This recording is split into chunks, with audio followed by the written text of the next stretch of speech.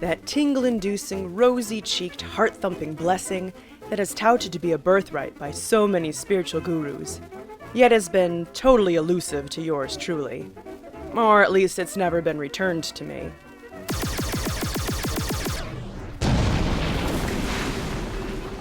Oh, I'm sorry.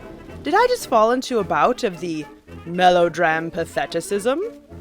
Looks like I need Dr. Firth to write me a new script so I can head on down to my corner Gooseworks and pick up some Thalassin Plus to get me back to my usual sense of dorselessness.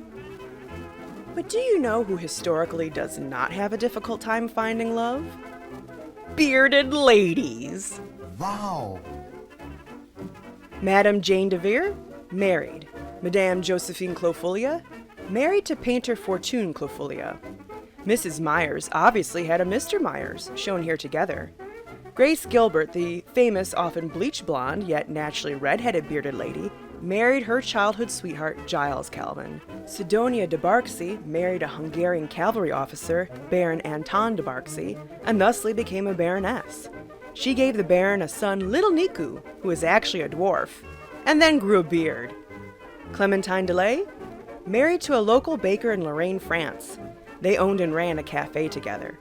She originally shaved her beard, but when she visited a carnival and was unimpressed with the facial fur of their bearded lady, she boasted that she could grow a much more impressive beard, and her husband bet 500 francs to back her. After that, she grew out her beard in full force. She and her husband changed the name of their cafe to Le Café de la Femme à Barbe, which attracted many more customers than when her face was bald. Annie Jones was married twice.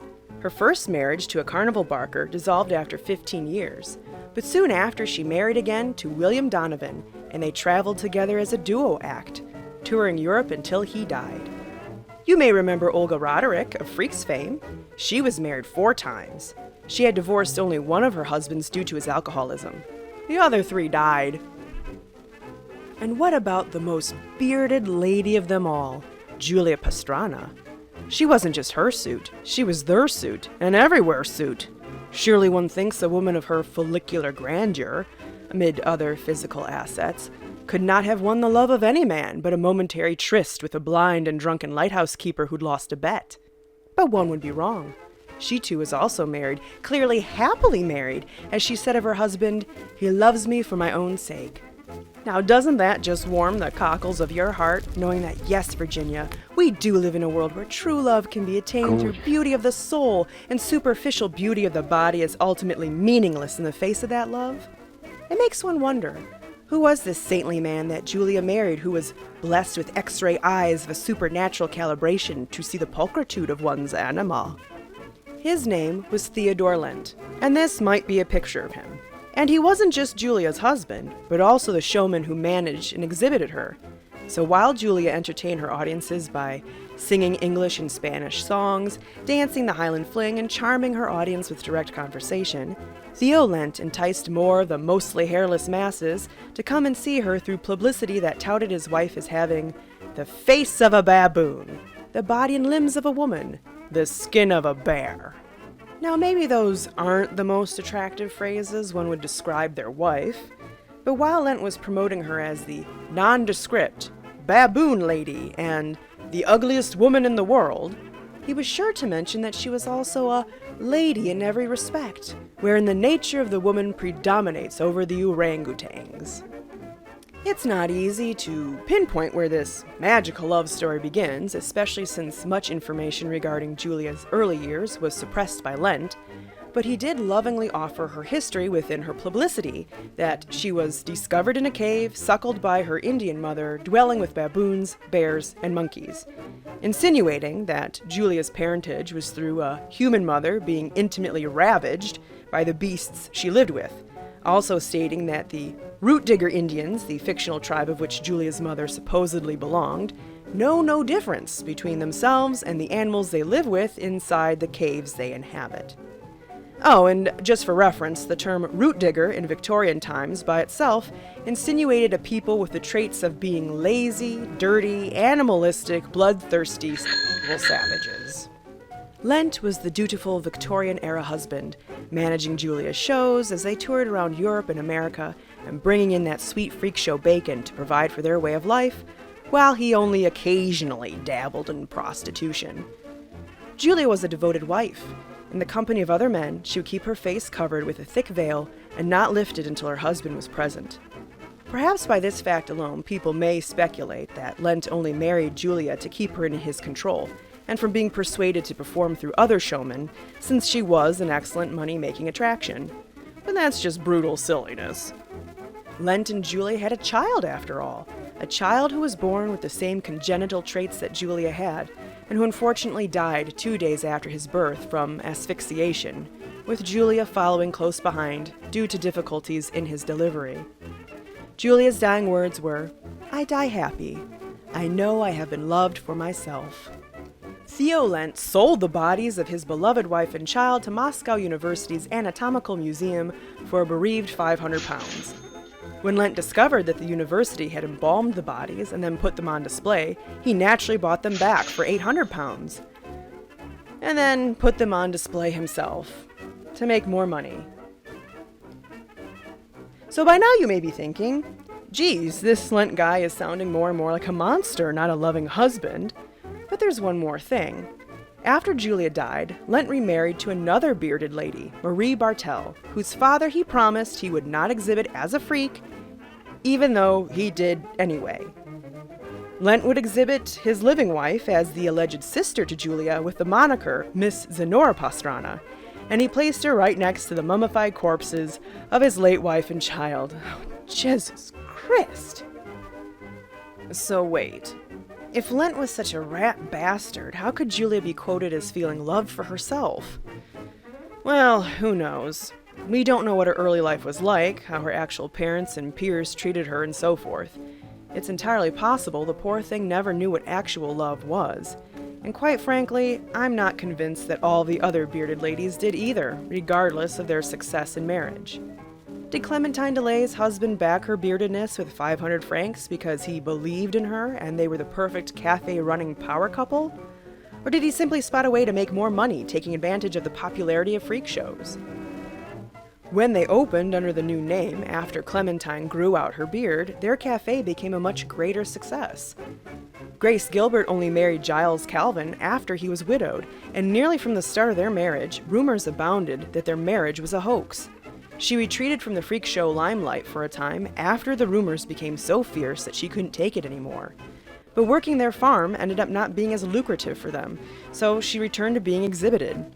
Annie Jones's first husband, Richard Elliott, was a carnival barker. He was a full-grown adult when he married Annie at the age of 15, but he concealed her actual age and even married her against her parents' wishes. Like Pastrana, Annie had lived a life that was entirely formed around her freak persona. She had been born hirsute, which shocked her parents until they realized that her hairy babiness could make them money.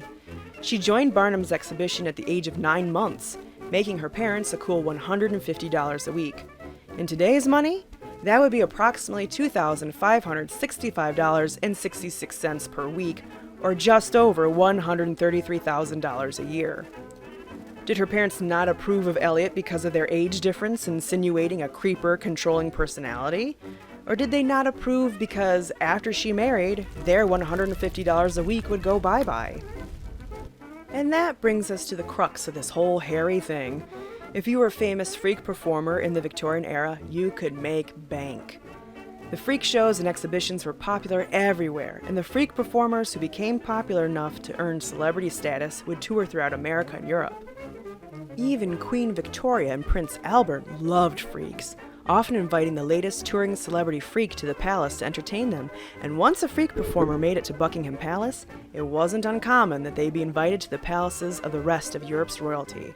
Popular freaks like Charles Stratton were even the greatest celebrities of their time and became wealthy. It was also common practice in the Victorian era for one to hang the cartes de visite of their favorite freak on their wall next to their family photos and memorabilia. So when we look at the love lives of history's most famous bearded ladies, especially during the height of their popularity, the glaring question remains. Were they loved for who they were in spite of their hirsutism? Or were their romantic admirers and spouses in it for the fame, money, and influence?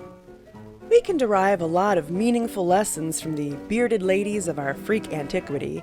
Lessons about cultural norms, gender and racial bias in medicine and science that are still being unraveled, or even how the human emotional experience is paradoxically similar to all, yet still extremely complicated. But I think the one lesson that regardless of culture, race, or gender that can be learned and will not change with the perspective of the times is about actually recognizing what love is and not falling victim for anything less than, which is something people do all the time. I say this from my own personal experience and observation, the experiences of friends, family, and acquaintances, the depressing marriage statistics, the de-evolution of swipe left, swipe right, are you insipidly hot enough to deserve breeding rights online dating, and the general weird-ass behaviors that human beings engage in because they have unhealed emotional crapitude that most people conveniently ignore lest they go mad. Well, I mean, not literally mad. It's just that doing a deep dive into one's psyche to discover the whys and how comes a person continues to engage in unhealthy behaviors, relationships, and beliefs can lead into some momentarily upsetting revelations.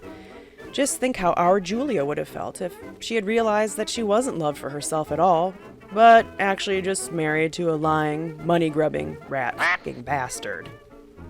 So before you click off this video and start Googling what codependence is or how your lack of self-love and feelings of intense shame are related to the lack of emotional validation from your parents, thereby producing your fantasies about cannibalism, let me leave you with some wise words about what real love is, paraphrased from one of the letters written by St. Paul of Tarsus to the church in Corinth.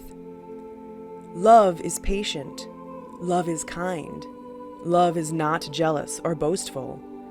Love does not seek its own interests, nor does it sell the beloved's corpse to a museum to be repurchased for 800 quid once it realizes the beloved's corpse is still a viable source of profit. Love does not marry an underaged beloved at the condemnation of the beloved's parents, whether they or thou wish to keep a hold of the beloved, as she be a viable source of profit. Love rejoices in the right. Be thee as bald as a newborn babe, or a weirdy-beardy. Love bears all things, believes all things, hopes all things, endures all things. Love never fails. In the room women come and go, talking of Michelangelo, like a patient etherized upon a table or something. Well, anyway, I think you get the point. Bad love isn't love. Don't date assholes when you know they treat you the way an asshole would.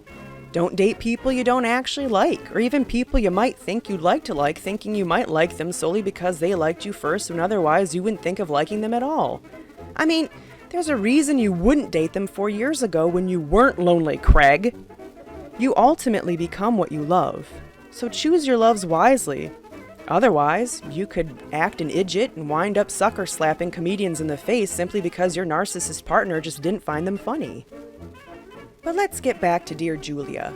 I'm sure by now that some of you have realized that if Julia and her child were disrespectfully mummified, that they must still be on display someplace where one could gaze upon their corpses, you know, in the name of science, of course.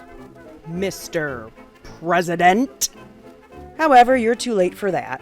Marie Bartel sold their bodies to a German impresario, and throughout time they were passed around from showmen and fairgrounds until 1973. Eventually, they had ended up in an underground department of the Institute of Forensic Medicine in Oslo. Laura Anderson Barbata, a Mexican artist and a right broad, began a campaign in 2003 to repatriate Julia so she could be buried with dignity. And finally, in February 2013, she was laid to rest in Mexico. Little Theo's body was unfortunately lost to time. Sometime after 1975, thieves had broken into the museum and tossed his little baby corpse into a ditch where it was devoured by mice. You can read about Julia's long journey home in Barbata's book, Eye of the Beholder. And in case you're still thinking about how awful Theodore Lent was, no worries. That jackass ended his life in an asylum after appropriately going insane. For love never fails, but neither does karma. and she's a bitch.